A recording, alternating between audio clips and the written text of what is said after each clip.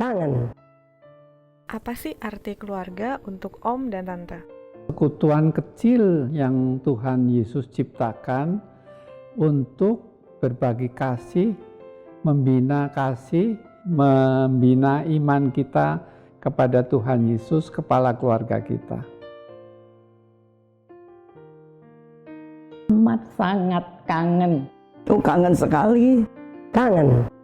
Mesti kangen ya.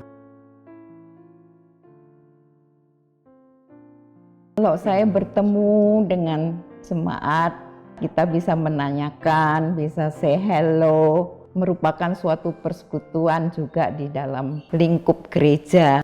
Karena kalau datang ke sana tuh seolah-olah sungguh-sungguh berbakti kepada Tuhan tuh. Dan dapat juga bertemu dengan banyak orang. Ketemu teman-teman ya, biasa ibadah di gereja, seneng lah. Karena Pak, lebih kusuk ya. Kalau kita bersama teman-teman tuh ada sesuatu yang menggairahkan ya lebih.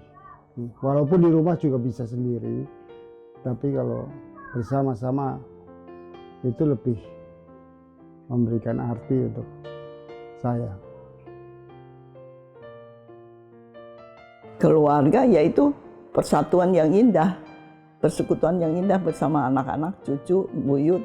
Satu anugerah Tuhan dan satu ini loh, momen yang bagus sekali ya, di mana kita bisa kebersamaan bersama anak-anak, kita bisa sharing satu dengan yang lain, kita bisa menceritakan tentang pergumulan-pergumulan kita bisa menguatkan ya, kita saling berpelukan, kita juga bisa saling menangis ya, tapi kita juga saling bisa menghibur dan kita juga bisa saling berdoa bersama-sama. Yang menceritakan tentang kebaikan-kebaikan Tuhan, di mana Tuhan itu menjadi yang utama loh di dalam keluarga kita. Kita tuh tidak bisa tahu apa rencana Tuhan untuk keluarga kami. Tapi di waktu kami bisa melakukan semua yang diajarkan sama Tuhan, kita nurut apa yang jadi perintahnya dan apa yang jadikan dia tuntunan kita pasti bisa menyelamatkan diri dari segala godaan-godaan yang terjadi untuk keluarga kita. Supaya keluarga itu senantiasa bisa harmonis, satu dengan lain saling mengasihi, baik terhadap anak, cucu, buyut, semua akur gitu. Sebagai anak-anak Tuhan yang menyerahkan segala sesuatunya kepada Tuhan. Ya harapannya biarlah anak-anak boleh mengenal Tuhan dari sedini mungkin loh. Akan takut akan Tuhan. Anak-anak sudah dari kecil kenal Tuhan, ya takut akan itu satu merupakan anugerah. Semua bisa sukses, semua bisa tekun, beribadah. Jangan tinggalkan Tuhan. Om, Tante, nyanyiin lagu Bulan Keluarga kita dong, sepenggal aja. Dia sanggup Memulihkan hidupku. Dia sanggup memulihkan hidupku. Dia sanggup memulihkan hidupku. Dia sanggup memulihkan hidupku.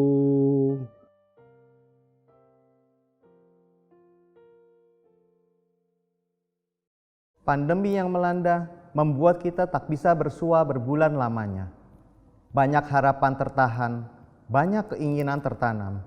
Semarak kehidupan semakin padam, bahkan kadang kekhawatiran datang mencekam. Namun, seperti yang pemazmur beritakan dalam Mazmur 62 ayat 9. Percayalah kepadanya setiap waktu, hai umat. Curahkanlah isi hatimu di hadapannya. Allah ialah tempat perlindungan kita.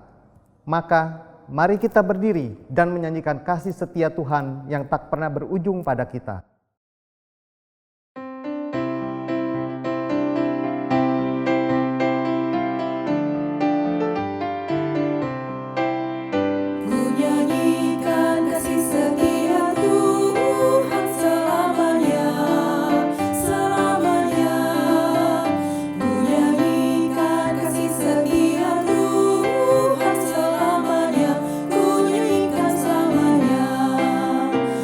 Ku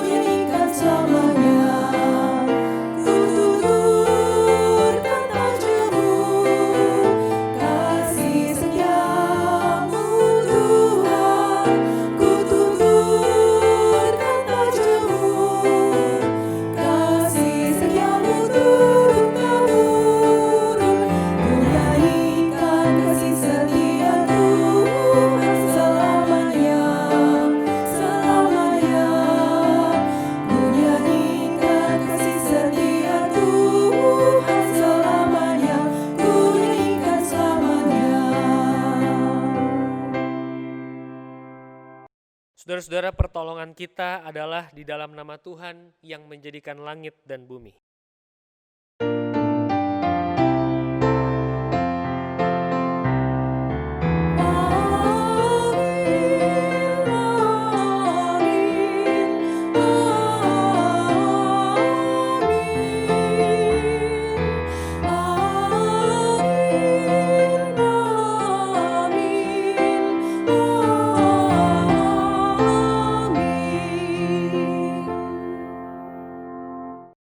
Tuhan beserta saudara. Dan beserta saudara juga. Umat dipersilakan untuk duduk. Keluarga adalah anugerah dari Tuhan, namun tidak ada keluarga yang sempurna. Ketidaksempurnaan ini kemudian menjadi salah satu ruang kerja Allah dalam keluarga kita. Susah senang, sepaham atau selisih paham, jauh maupun dekat, semua pengalaman itu menuntun keluarga untuk dapat merefleksikan firman-Nya. Di minggu terakhir dalam rangka bulan keluarga GKI Nurdin, kita diingatkan bahwa Dia sanggup menjadikan keluarga sebagai pelaku firman-Nya. Baik tua maupun muda, kita sama-sama dapat ditegur sekaligus diteguhkan untuk menjadi pelaku firman-Nya. Saudaraku, Tuhan ingin kita menjadi pelaku firman yang utuh dan sungguh. Dalam permenungan sejenak bersama dengan keluarga kita, marilah kita mengingat kembali, apakah usia yang telah lanjut membuat kita semakin sungguh memahami apa yang Tuhan kehendaki? Apakah usia muda kita justru menghalangi kita menjadi pelaku firman yang seutuhnya? Sudahkah keluarga kita menjadi cerminan dan teladan dalam firman Tuhan bagi sesama? Diberikan waktu bagi umat untuk berdoa secara pribadi. Ya Tuhan, tiada lain selain kasih dan kemurahan-Mu yang menjadi sumber pengampunan dan perlindungan kami. Biarlah Engkau nyata tercermin dalam kehidupan keluarga kami, melalui kata, perbuatan, dan setiap keputusan yang kami buat. Topang dan kuatkanlah kami ya Tuhan, untuk selalu teguh menjadi pelaku firman yang setia. Di dalam Kristus, Sang Sumber cinta dan pengharapan, kami berdoa dan memohon. Amin.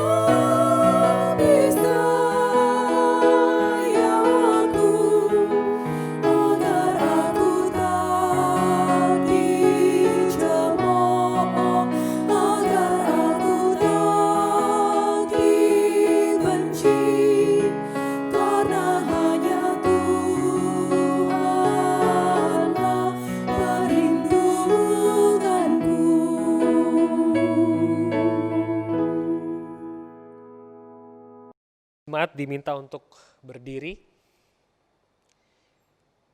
Bagi setiap kita yang telah mengakui dosanya di hadapan Tuhan, dengarkanlah berita pengampunan dari Yesaya 12 ayat 1-2.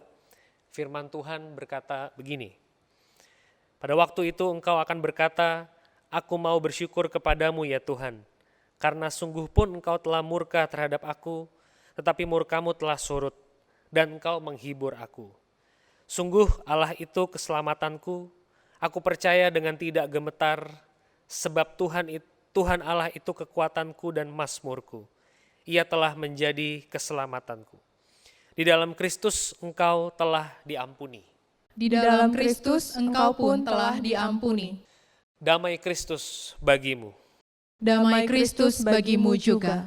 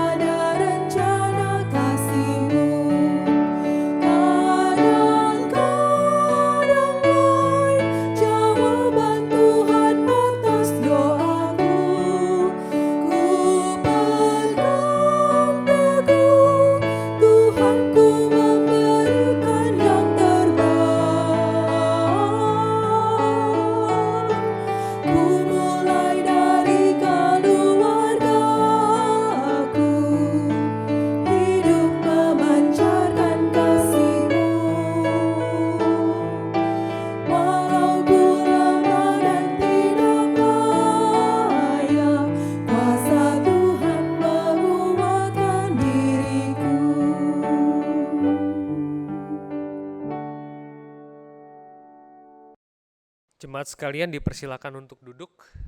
Mari kita berdoa untuk pelayanan firman Tuhan.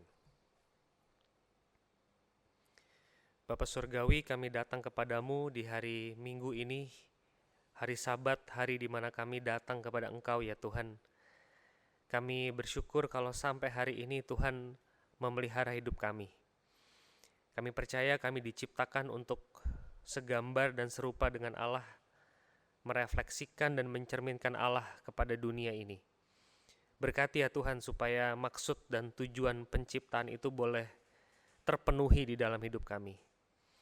Kiranya firman-Mu pada pagi hari ini ya Tuhan, sungguh-sungguh memberkati setiap orang yang mendengarkan. Kami mengundang Engkau ya Allah Roh Kudus, Engkau mau berbicara kepada kami. Kalimat demi kalimat yang disampaikan ini boleh menyentuh, menegur, memimpin hidup umat-Mu. Ya Allah Roh Kudus, kami sangat bergantung kepadamu. Engkau mau memberkati pelayanan firman pada saat ini. Di dalam nama Putra-Mu yang tunggal, Yesus Kristus kami berdoa. Amin. Saudara, mari kita membaca Mazmur pasal yang pertama. Saya akan membacakan Mazmur pasal yang pertama sebagai dasar untuk kita merenungkan firman Tuhan pada pagi hari ini. Mazmur 1. LAI memberikan judul Jalan Orang Benar dan Jalan Orang Fasik. Berbahagialah orang yang tidak berjalan menurut nasihat orang fasik, yang tidak berdiri di jalan orang berdosa, dan yang tidak duduk dalam kumpulan pencemooh. Tetapi yang kesukaannya ialah Taurat Tuhan, dan yang merenungkan Taurat itu siang dan malam. Ia seperti pohon yang ditanam di tepi aliran air, yang menghasilkan buahnya pada musimnya, dan yang tidak layu daunnya. Apa saja yang diperbuatnya berhasil. Bukan demikian orang fasik, mereka seperti sekam yang ditiupkan angin. Sebab itu orang fasik tidak akan tahan dalam penghakiman. Begitu pula orang berdosa dalam perkumpulan orang benar. Sebab Tuhan mengenal jalan orang benar, tapi jalan orang fasik menuju kebinasaan. Saudara-saudara, demikian firman Tuhan. Berbahagia mereka yang mendengar firman Allah dan yang memeliharanya. Haleluya.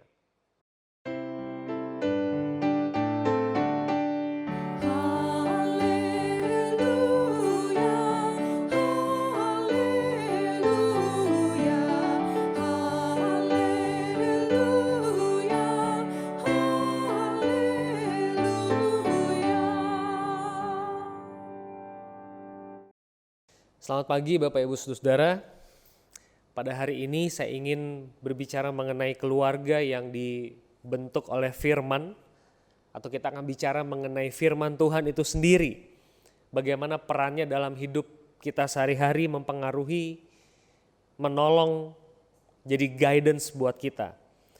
Saudara-saudara, saat saya ingin mendasari khotbah hari ini dari Mazmur pasal yang pertama, tadi kita sudah membaca bersama-sama. Dan saya mau mengawali dengan sebuah cerita mengenai setan veteran dan setan junior. Saudara, ada sebuah cerita mengenai setan veteran dan setan junior dari buku C.S. Lewis, judulnya Screwtape Letters. Sebuah buku klasik yang barangkali ada di antara saudara yang juga sudah membacanya. Saudara, ada setan veteran yang sedang coaching setan junior. Dia lagi melatih juniornya ini untuk mencobai seseorang supaya dia tidak menjadi Kristen. Konteks dari cerita C.S. Lewis ini adalah Eropa yang pada waktu itu dikuasai oleh ateisme. Jadi banyak orang tidak percaya, banyak orang ada di persimpangan jalan antara beriman kepada Kristus atau tidak beriman kepada Tuhan sama sekali. Nah, saudara-saudara, setan veteran itu menunjukkan kepada juniornya bahwa ada seseorang yang mau jadi Kristen. Tugasmu adalah influence orang itu supaya dia tidak jadi Kristen. Saudara, diceritakan selama 2 minggu orang ini kalau malam baca Alkitab, saat teduh berdoa, kalau pagi dia olahraga, saudara-saudara, dia physical exercise, dia jalan. Saudara, ketika 2 minggu hal itu terjadi, lalu setelah 2 minggu si junior datang kepada si veteran dan berkata, "Sorry bos, itu orang tetap jadi Kristen." Lalu setan veteran itu bertanya, kenapa dia jadi Kristen?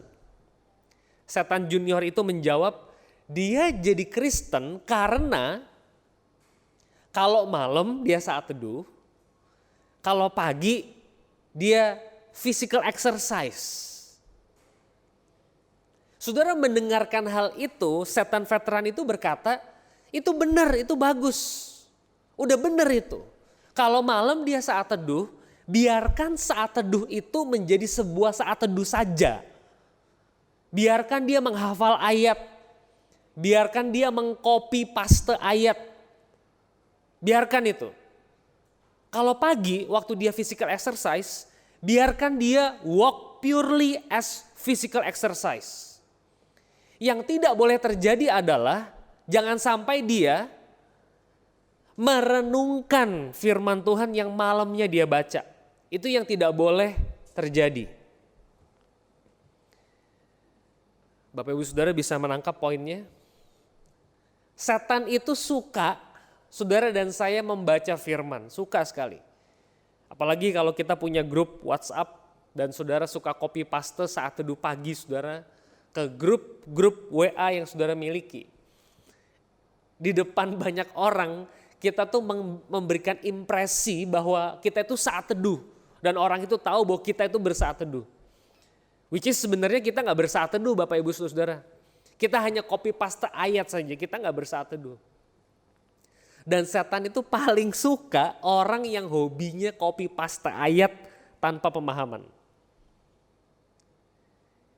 Ingat ya, setan junior, yang tidak boleh terjadi adalah dia merenungkan firman Tuhan yang malamnya dia baca ketika dia pagi jalan.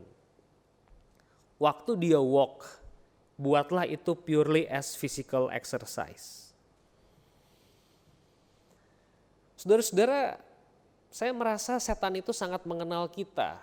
Ya. Saya suka sekali sebetulnya dengan ayat yang kedua ini, saudara-saudara. Saudara perhatikan Alkitab saudara, Mazmur 1 ayat yang kedua. Tetapi yang kesukaannya ialah Taurat Tuhan, dan yang merenungkan Taurat itu siang dan malam.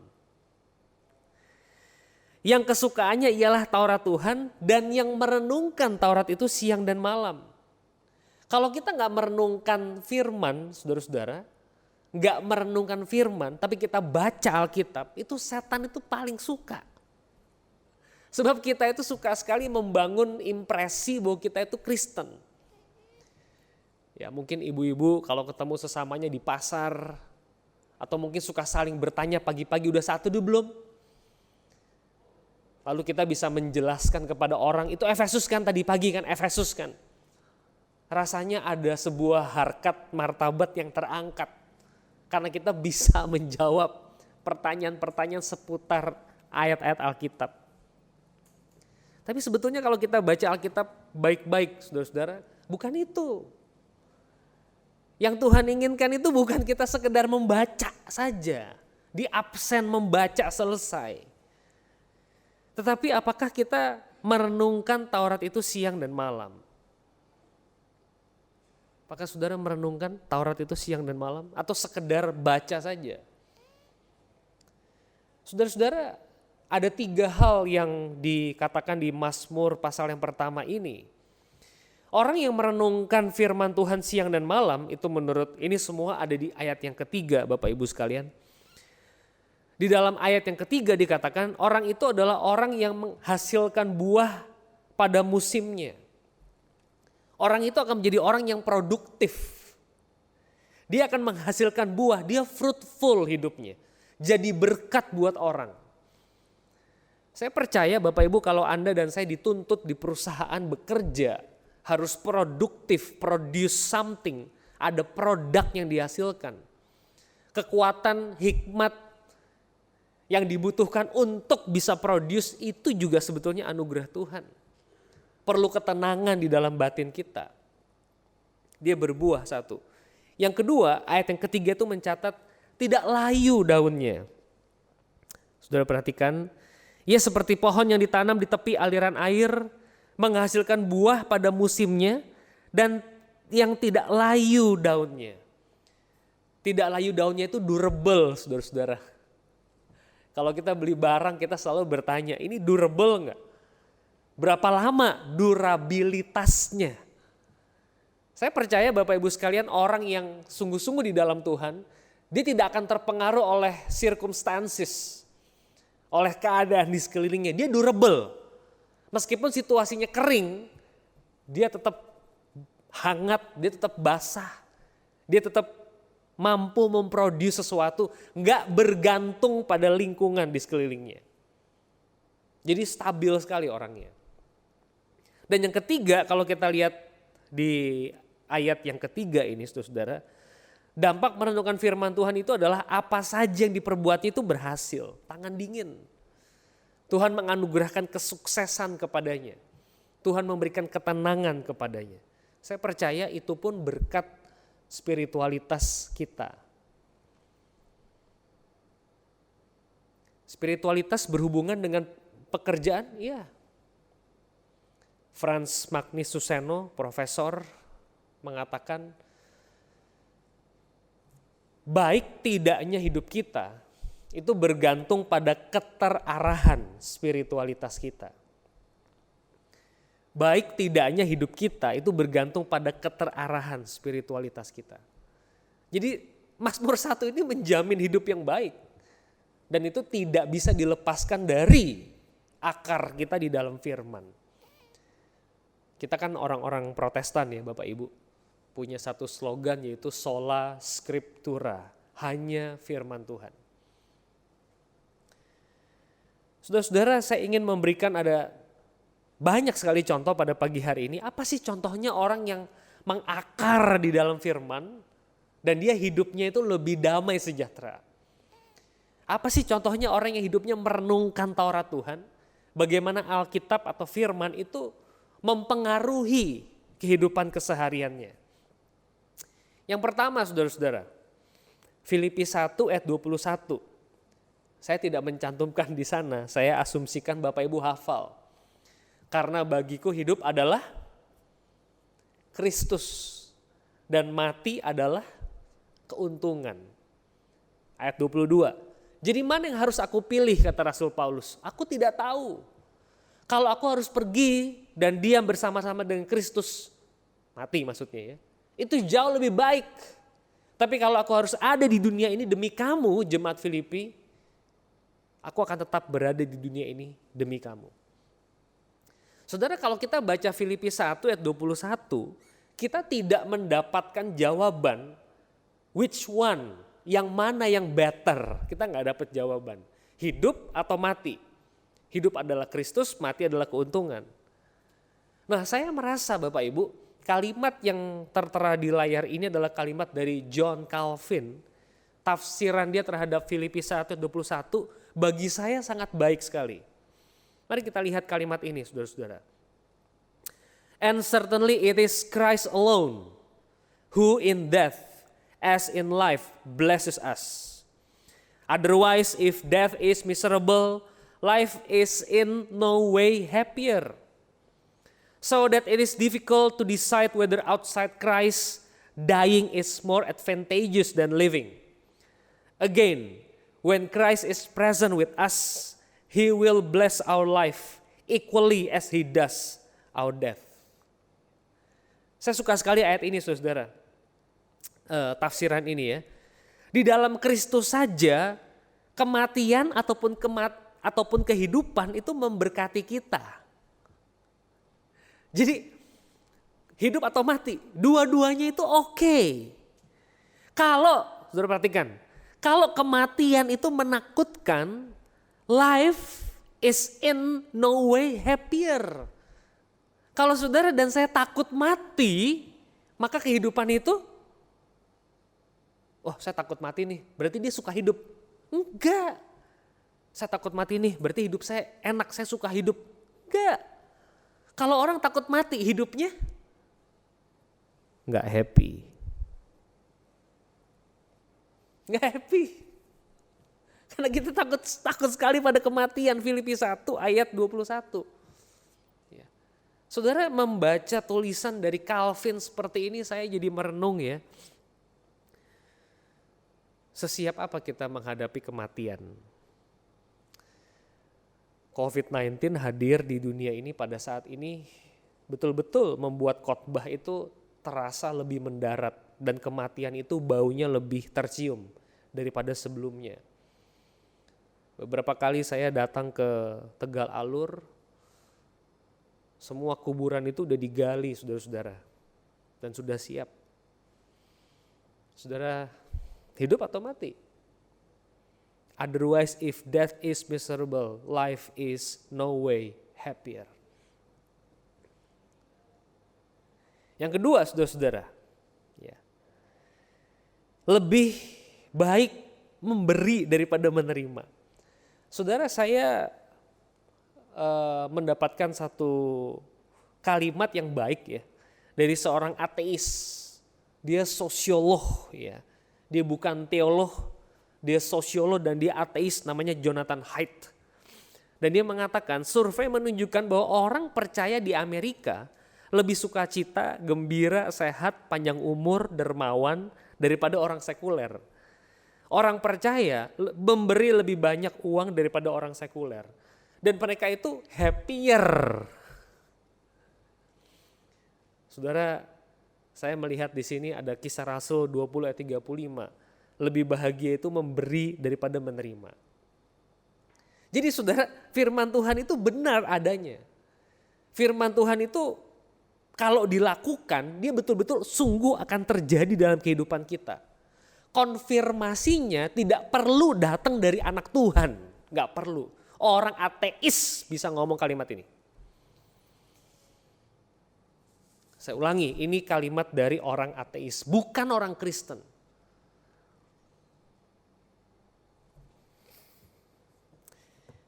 Bapak Ibu, Alkitab yang kita pegang, saya percaya ini kebenaran sifatnya objektif. Bapak Ibu gak percaya firman, gak apa-apa. Saya ulangi, Bapak Ibu tidak percaya firman, gak apa-apa. Dia tetap akan berlaku sebagaimana dirinya. Karena dia firman Tuhan. Dia firman Tuhan bukan karena saya bilang dia firman Tuhan. Karena umat Kristen mengakui dia firman, dia jadi firman. Enggak. Dia firman Tuhan karena dia firman Tuhan. Dari dirinya. Saudara gak percaya ini gak apa-apa. Barang siapa menerapkan, dia akan merasakan kuasa yang terkandung di dalamnya. Saudara gak melakukan, gak apa-apa. Dia tetap firman. It's okay. Yang kedua, mari kita lihat nih. Saya ngambil dari dunia sekuler, saya gak ambil dari orang Kristen, ngapain? Cinta uang, itu mengecewakan. Ekonom di Amerika Serikat namanya Jeffrey Sachs berkata, di World Happiness Report, income per capita has more double since 1972, while happiness has remains roughly unchanged or has even declined. Jadi meskipun pendapatan per kapita itu naik saudara-saudara, tapi yang namanya happiness itu decline, menarik ya. Dan ini yang ngomong adalah ekonom, bukan teolog, bukan pendeta. Nggak sulit buat saya menemukan ayatnya 1 Timotius 6 ayat 10. Akar dari segala kejahatan adalah cinta uang. Ini 10 tahun lalu atau 20 tahun lalu ini ayat populer sekali menghantam Robert Kiyosaki, saudara ya. Rich Dad Poor Dad, bukunya yang laris itu. Kamu itu miskin karena pakai prinsip Alkitab.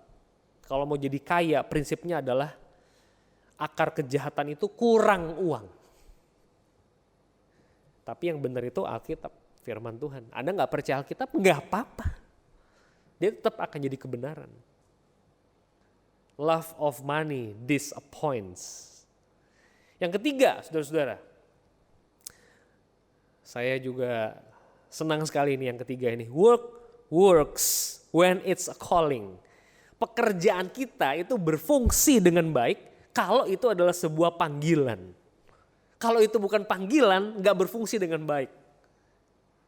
Saudara, seorang psikolog, seorang profesor di Pennsylvania, Amerika Serikat berkata, ada 3 orang pekerja membangun tembok. Sorry, saya belum ganti ya.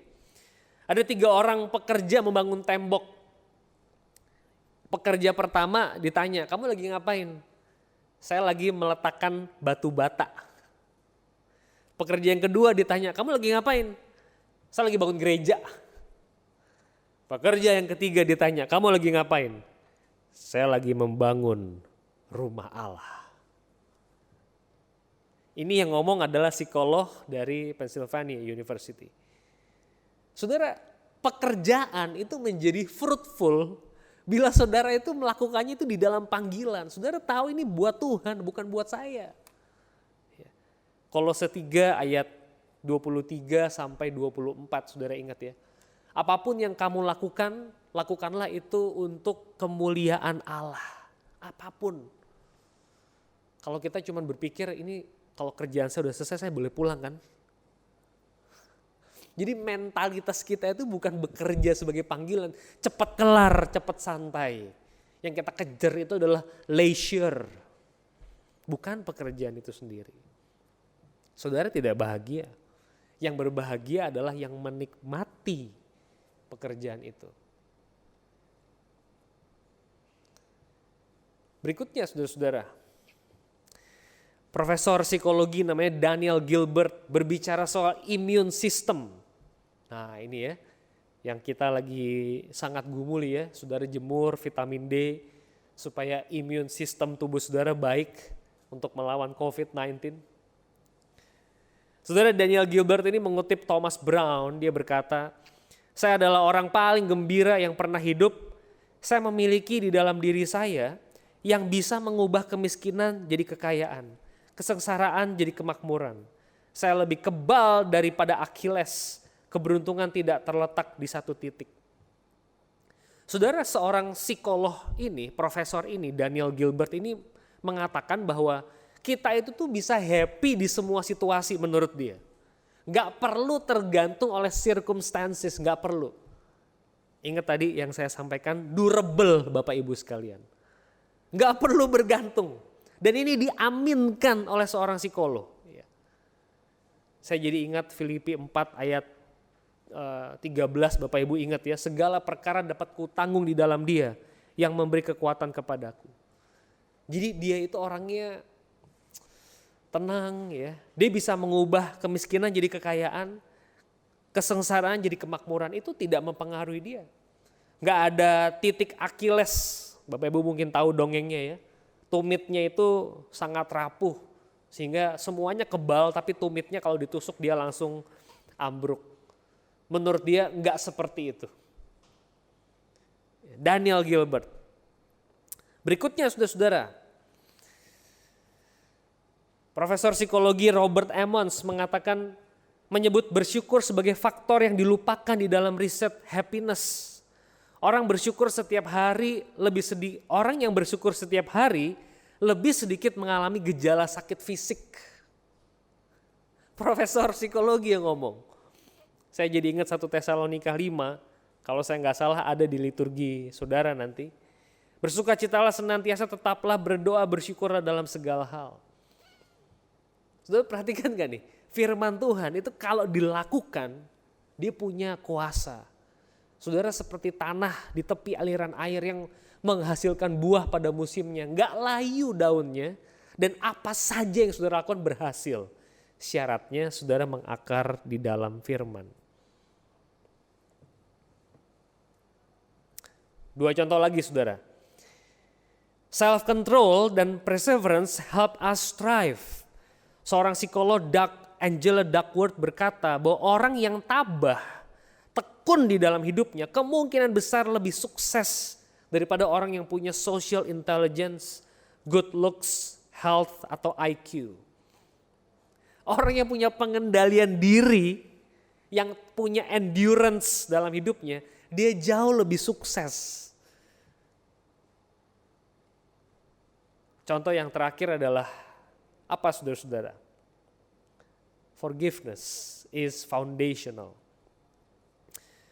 Lauren Townsend, Amy Owen, dan Alisa Cidel dalam jurnal Behavioral Medicine nomor 4 tahun 2012 mencatat, orang yang mengampuni sesamanya tidak bergantung pada offender, lebih bisa memiliki mental dan fisik yang sehat. Saudara harus rilis, saudara harus berikan pengampunan itu. Saudara berikan pengampunan, saudara dapat freedom. Itu diaminkan oleh jurnal Behavioral Medicine. Bapak Ibu jemaat, saya ingin menutup dengan satu buah kalimat dari ateis. Bukan dari orang percaya. Untuk mengkonfirmasi Alkitab. Namanya Jonathan Haidt. Dia mengatakan, sebagaimana tanaman membutuhkan matahari, air, good soil untuk tumbuh, manusia membutuhkan kasih, kerja, and a connection to something larger. Saya tidak mengerti mengapa orang ini tidak percaya Tuhan bisa ngomong kalimat ini. Tanaman butuh matahari, air, tanah yang baik untuk tumbuh. Manusia itu membutuhkan kasih, butuh kerja, dan butuh connection to something larger. Itu adalah Tuhan itu sendiri. Saudara, mari kita lakukan firman Tuhan. Saudara lakukan firman, hidup saudara akan berubah. Lebih sejahtera, lebih sehat, lebih jernih, lebih produktif, tidak layu, durable. Saudara akan sukses. Saudara akan sungguh-sungguh merasakan damai sejahtera Allah yang melampaui segala akal. Mari kita masuk saat hening, Bapak Ibu sekalian.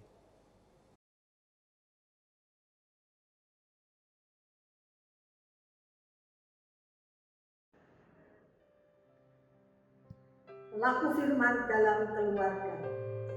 Sejuta kata indah tak sanggup ungkap syukurku. Kehadirat Allah dalam Kristus Yesus. Aku dihadirkan dalam sebuah keluarga. Papa, Mama, dan 11 persaudaraanku. Di penghujung perjalanan hidup Papa tercinta, Beliau dikenalkan jalan keselamatan dan hidup kekal, sehingga mengenal dan dikenal Tuhan Yesus Kristus. Senyum dan kata terakhirnya kepadaku, ribuan pelita di kanan kiri sudah tersedia dan disiapkan untukku menyusuri perjalanan akhir pulang ke rumah Bapa Surgawi. Itulah awal firman yang bertahta di hatiku dan keluarga. Firman yang menghibur di saat duka dan sedih. Firman yang membalut di saat luka di hati. Firman yang menguatkan di saat semangat yang letih.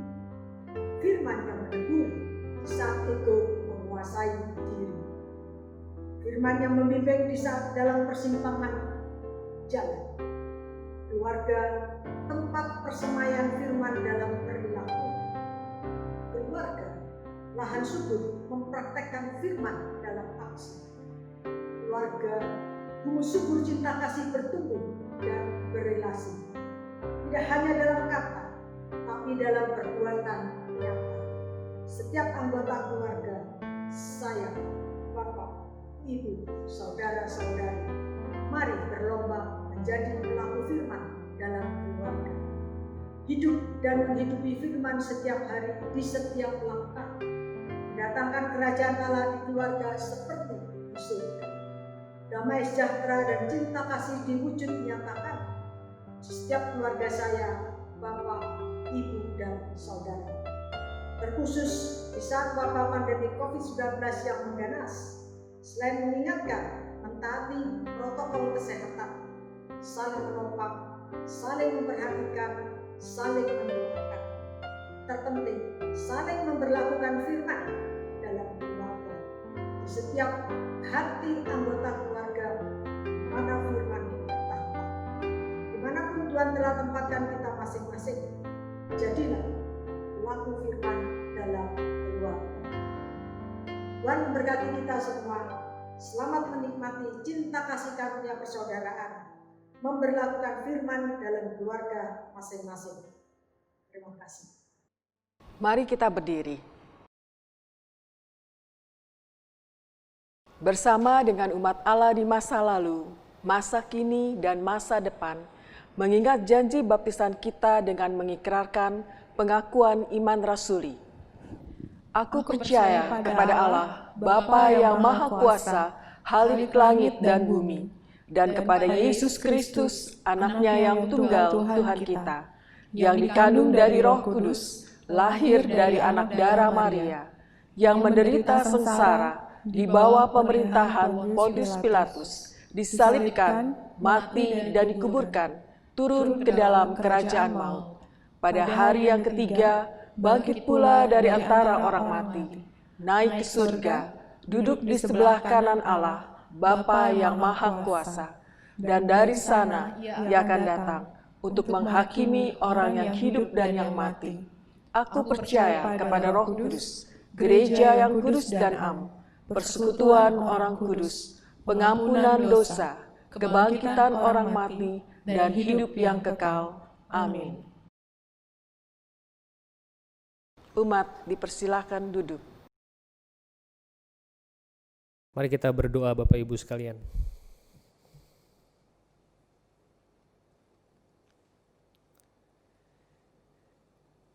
Tuhan, kami datang kepadamu, kami ingin ya Tuhan sebuah kehidupan yang berbuah lebat,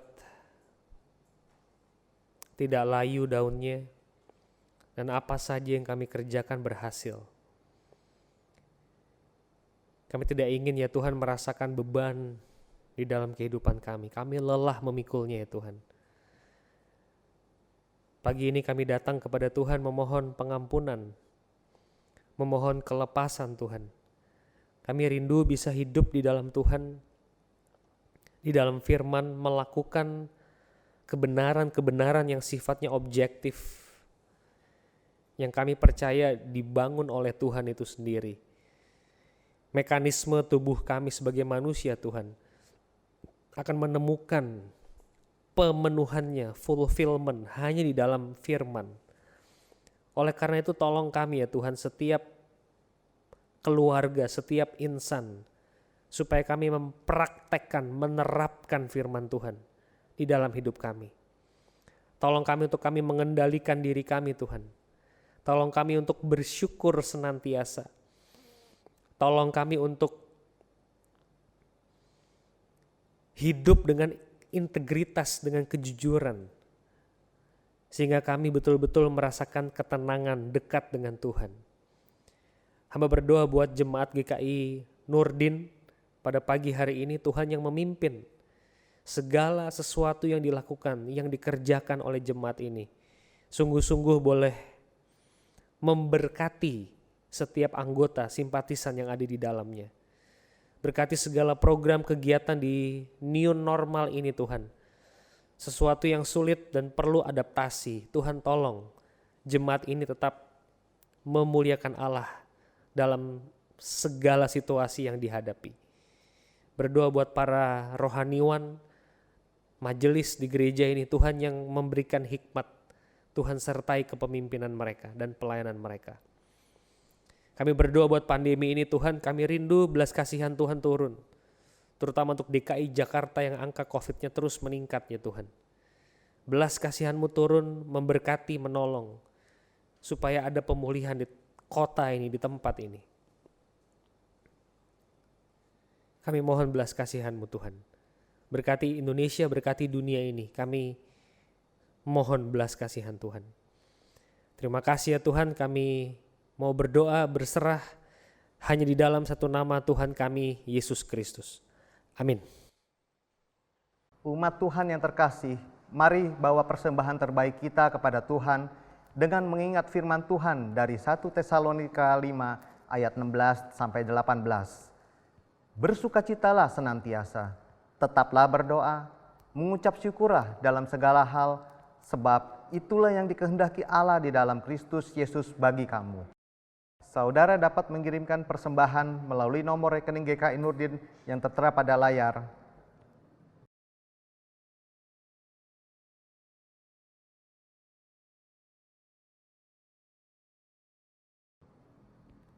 Atau juga yang dimuat di dalam warta jemaat online. Saudara juga dapat memasukkannya ke dalam amplop untuk kemudian dibawa saat kita sudah beribadah bersama di gedung gereja.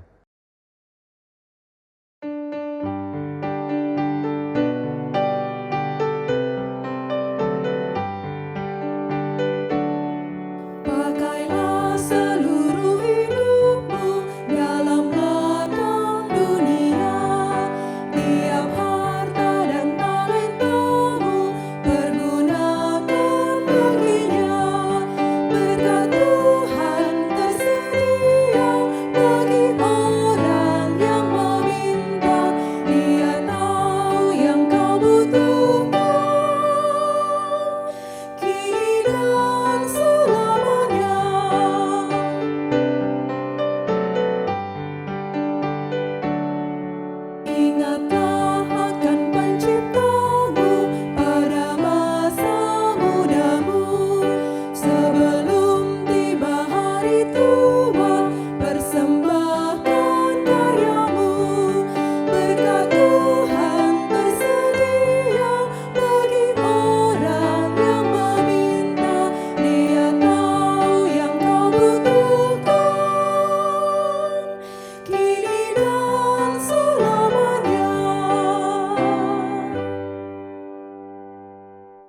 umat dipersilakan berdiri. Mari kita berdoa. Tuhan Yesus, kami bersyukur untuk keluarga yang Tuhan anugerahkan bagi kami. Biarlah keluarga kami dapat menjadi tempat di mana kami dapat mempraktikkan firman Tuhan dengan baik dan benar. Kemudian kami dapat merefleksikannya dan membawa dampak bagi sesama dan lingkungan sekitar kami melalui cara hidup yang berkenan di hadapan-Mu. Dan saat ini kami membawa persembahan kami kepadamu. Pakailah kami ya Tuhan di tengah segala keterbatasan kami untuk dapat terus menjadi saluran berkat-Mu bagi gereja dan sesama yang membutuhkan. Di dalam Kristus kami berdoa dan mengucap syukur. Amin. Jemaat sekalian, saya kembali ingin mengajak Bapak Ibu untuk hidup di dalam firman. Bapak Ibu tidak lakukan, dia tetap adalah firman Tuhan. Oleh karena itu Bapak Ibu, mari kita yang punya Alkitab, kita lakukan firman Tuhan. Kalau kita melakukan, merenungkan firman siang dan malam, damai sejahtera Allah di segala aspek kehidupan akan terjadi. Mari kita menyanyikan pujian Inilah Rumah Kami, PKJ 288.